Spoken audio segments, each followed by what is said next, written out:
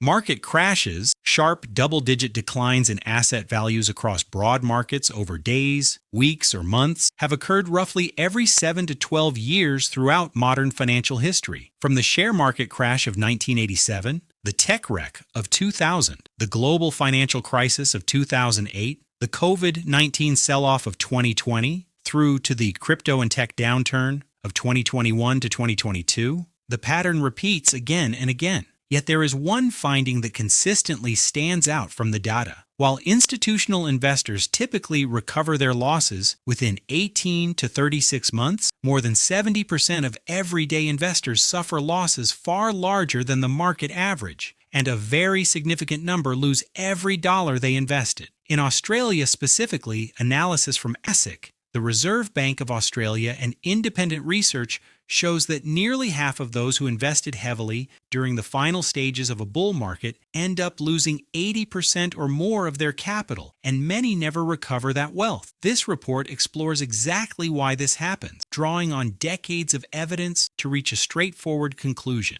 Markets do not make people lose everything. Their preparation, their choices, and the way they react when things get difficult are what do the damage. Most of these causes are well understood by researchers and regulators, yet they continue to catch people out time after time. And this study focuses specifically on the unique features of the Australian investment landscape. The most important truth of investing is that the outcome of a crash is almost always decided before prices ever start falling. The seeds of total loss are planted during the boom years, when confidence is high and risk is the very last thing on people's minds. In Australia, we have seen this play out in every major cycle. During the decades-long rise in residential property prices, the mining booms, the surge in tech shares, and the crypto craze of the early 2020s, fear of missing out became the single biggest driver of investment decisions. Brokerage data shows that roughly 65% of all new money enters the market in the final 10% to 15%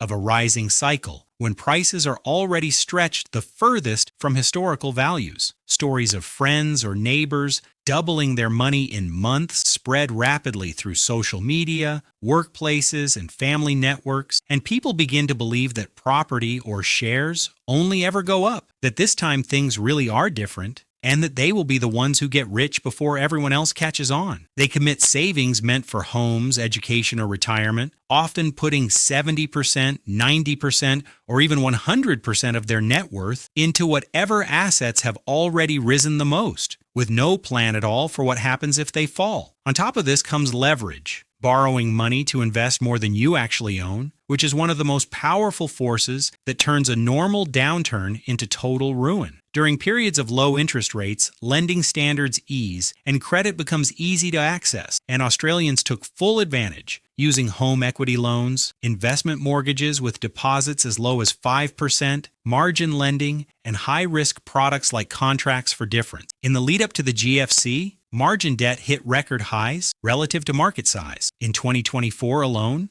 ASIC reports show that 68% of retail CFD investors lost money, with total losses exceeding $458 million, including $73 million just in fees. Leverage works wonderfully when prices go up. It multiplies your gains. But when prices fall, it multiplies losses by exactly the same amount, meaning a fall of just 5% to 10% can wipe out an entire position, trigger a margin call, and force the lender to sell everything at whatever price they can get, often while the market is still crashing. Psychology makes all of this even more dangerous. When you make money easily during a rising market, your brain naturally credits your own skill rather than the rising tide. A major 2024 study commissioned by ASIC found that nearly 80% of Australian investors believed they would perform better than the average market return, a statistical impossibility since the average is made up of all investors. This overconfidence leads people to skip all the basic safety steps. They hold no emergency fund. They do not spread their money across different types of assets. They ignore historical valuation benchmarks, and they never stress test what would happen if interest rates rose or prices fell sharply. We also suffer from an exceptionally strong home bias. Most Australian portfolios are overwhelmingly weighted toward local assets, often heavily concentrated in the big four banks, major mining companies, and residential property, with little or no exposure to international markets, government bonds, or other defensive assets that might hold their value when local conditions weaken. Concentration risk is the silent killer, meaning you have no second chance. If everything you own moves exactly the same way at exactly the same time, there is nowhere to hide. Many investors also confuse speculation with investing, buying things that have no earnings, no proven business model, no cash flow, and no real utility purely on the hope that someone else will come along later and pay even more for them. And when sentiment shifts, there is no fundamental floor to support the price, and many of these assets become almost worthless. Once the market turns and prices start falling, a whole new set of forces take over, both inside our own minds and built into the financial system itself, that turn bad losses into total wipeouts. Behavioral science tells us clearly that the pain of losing money feels roughly twice as intense as the pleasure of gaining the exact same amount, a finding first described by Kahneman and Tversky in their Nobel Prize-winning prospect theory and confirmed repeatedly in studies with Australian investors. At first, people hope it is just a temporary dip and wait for a rebound, but as the days and weeks go on, news headlines turn uniformly negative, falling auction clearance rates, dropping ASX 200 numbers, warnings from economists, stories of others losing their homes or savings. Anxiety builds until finally panic takes over. The urge to make the pain stop becomes stronger than any plan or logic, and investors sell everything at the worst possible moment, usually right around the absolute low point. Once you sell at these levels, that paper loss becomes permanent, even if prices eventually recover completely. Then there is the very common mistake of averaging down. Seeing a stock or asset they liked earlier now available at a discount, investors pour in more money to bring down their average purchase price. But almost no one sets a hard limit on how much extra they will commit. They keep buying as prices keep falling until they run out of all spare cash, sell other assets, or borrow even more. If the price keeps falling, or the asset turns out to have no real value, their total loss is far larger than it would ever have been if they had simply held their original position. Market mechanics amplify these problems massively. Once prices break below key technical levels, automated institutional sell orders trigger all at once, creating cascading falls and periods where there are simply no buyers available. Liquidity vanishes completely. You may be able to see a price on a screen, but if you actually try to sell a meaningful amount, you will get far less. In property markets especially, this happens instantly. Properties that would have sold in days may sit on the market for months or years, with offers coming in 20%, 30% or more below previous valuations. If you cannot meet loan repayments in that time, the bank can repossess and sell at auction for whatever they can get, often at fire sale prices, and even regulated platforms can experience outages, halts, or liquidity issues at exactly the moment you most need to act. Even once the worst of the crash is over, most people still never recover their wealth or end up worse off than they began, because the strongest and fastest gains almost always happen right at the very start of the recovery, often within the first 1 to 4 weeks after hitting bottom. Analysis from Vanguard Australia shows that over the last 2 decades, missing just the 10 best single trading days cut long-term total returns almost in half. People who sold in panic stay on the sidelines, waiting until things feel safe again. But by the time the news is good enough for them to feel confident, prices have already recovered most or all of their losses, and they end up buying back at a price very close to or even higher than what they sold for. They have locked in their loss for good. For those building wealth through superannuation, the damage runs even deeper. APRA data shows that in severe stress scenarios, average super balances can fall by around 25% over 12 months. And worse still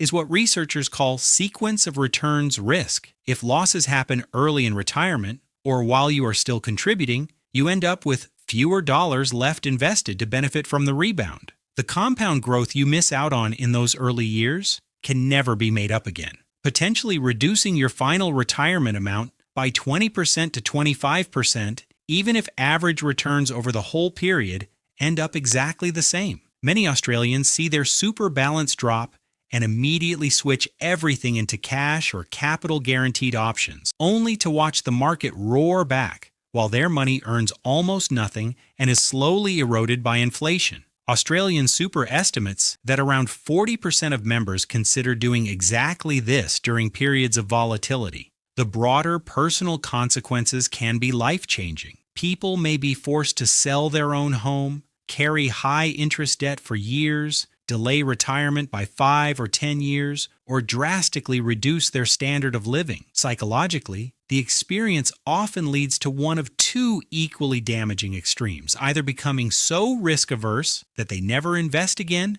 and lose purchasing power to inflation, or becoming desperate to win back what they lost and chasing even riskier opportunities, often falling victim to the kinds of scams and unregistered schemes that ASIC issues thousands of warnings about every year. After reviewing all the evidence, 3 main lessons stand out for us here. First, total loss is not inevitable. Market downturns are a normal and unavoidable part of investing, but losing everything is a choice, or the result of choices made before the crash even began. Second, our own unique situation here makes us particularly vulnerable. We carry some of the highest household debt levels in the developed world. We have a decades-long cultural conviction that residential property prices can only go up. We hold very few foreign assets relative to most other wealthy nations, and financial literacy education remains patchy at best across schools and workplaces. Even with one of the best regulatory systems in the world, with ASIC, APRA, and the RBA working to keep markets fair and stable, no regulator can stop you from making decisions that ignore basic risk management. Third, history shows the same cycle repeating over and over. When times are best and everyone feels richest, that is exactly when risk is actually highest and exactly when most people become least careful. Based on all the research, these are the practical steps you can take to ensure you are never one of the people who loses everything. Start with safety. Never invest money you know you will need within the next 3 to 5 years. And keep an emergency fund separate from all investments, large enough to cover at least 3 to 6 months of essential living costs. Spread your risk. Limit exposure to any single asset, sector, or asset class to no more than 5% to 10% of your total wealth, and include international shares, fixed interest, and other uncorrelated assets to reduce your reliance on just the Australian economy or property market.